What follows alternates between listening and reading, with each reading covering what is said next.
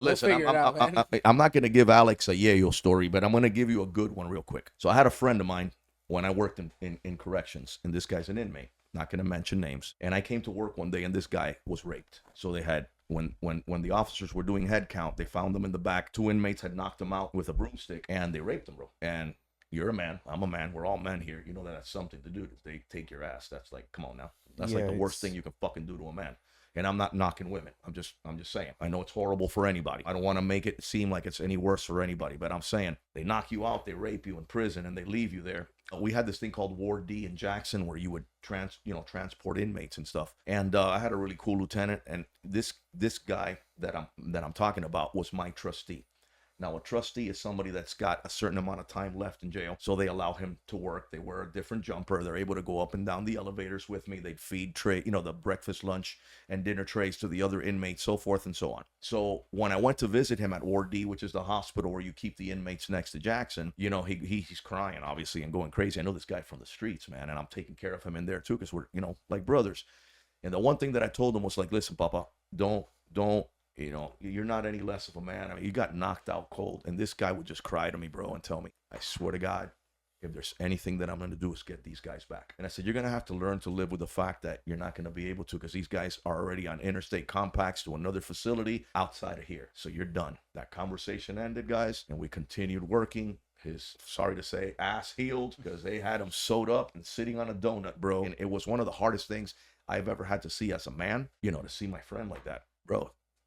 He's got, I would say, 3-4 weeks to get out. And I come to work one day and I go to the lieutenant, hey, LT, man, it's I don't remember if it was Memorial or Labor Day, but it was one of your President's Day. It was one of these holidays that if you work, you get overtime and triple time because it's a holiday. So I used to work the 3 to 11 shift, afternoons. And I go, hey, LT, give me a good spot for OT, man. I want to make some money. He goes, well, go to 4, 5, or 6. Now, 4th floor, 5th floor, and 6th floor. If anybody knows anything about Miami, and DCJ is called House of Pain. Because those 3 floors, general population, is where it gets funky, bro. And they all loved me there. So I go to my floor and I tell, I'm sorry, I mentioned the fucking name. Yo, I already mentioned this was my boy. Go get some linen, go get towels, get the Rolodexes. I got some guys coming in for court in the morning. He gets the Rolodexes and dips. All right. I go up, I get my coffee, I get my shit. We're supposed to play spades, hang out. All of a sudden, he doesn't come back. And doesn't come back. Obviously, he's in the jail. He's a trustee. I know he's there. I'm like, fuck, where's this guy at? So I'm calling on the radio downstairs. Have you guys seen? He's on his way up. I had already put all these inmates inside their cells, their respective cells. He comes upstairs. And I said, dude, where the fuck you been? Nah, man, I had to get the linen and this and that. I go, bro, we're going to play spades or what? He goes, dude, I got a horrible headache. Can you please take me to the clinic? Dude, fuck, man, right now you're going to fuck with me like this? It's midnight. Really do. He goes, oh man, I got a headache. Can you take me to the clinic? Took him to the clinic. And at that time, they give you an ice pack and 2 Tylenols. The second that the nurse grabbed the ice pack, he took it real quick, put it to his head, grabbed his 2 Tylenols. Boom. I took him upstairs.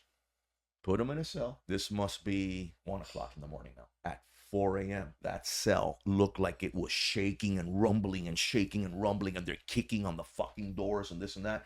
And when I run out there with 2 other officers that we had in the cell and open the door, they are all literally standing like this, man, with their hands by their nuts right next to their bunk, not saying a word, like almost like parade rest in the army. And what the fuck is all this noise and what's going on? And they're like, dude, one guy was freaking out, shaking.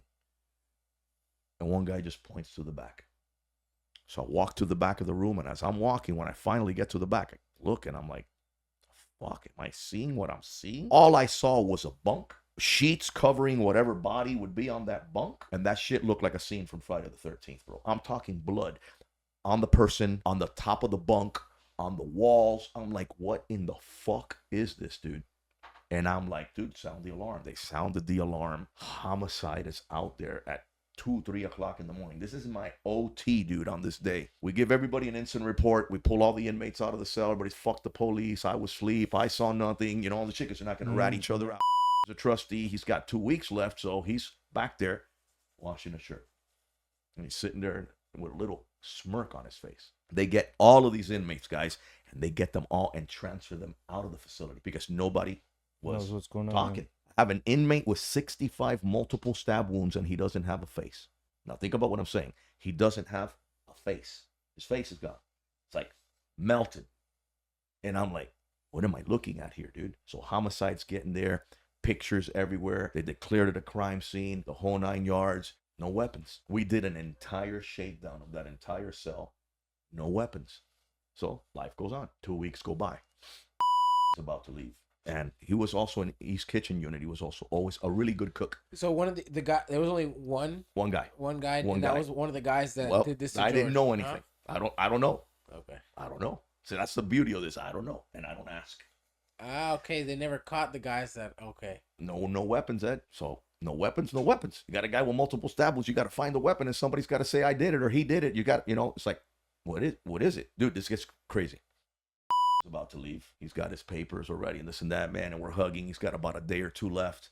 And he tells me, don't you want to know how I did it?